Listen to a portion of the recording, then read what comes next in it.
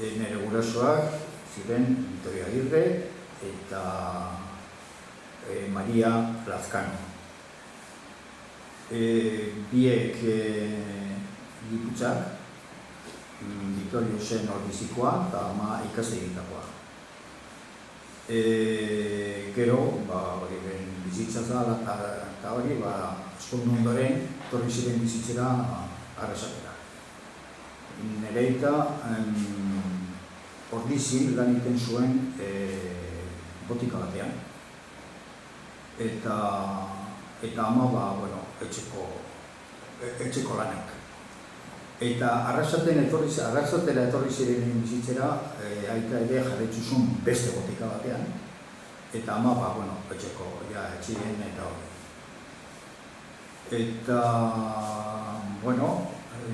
zitekin noiz etorriko ziren Arrasatera, baina nire arreba nagusiak han jaio ziren Arrasaten.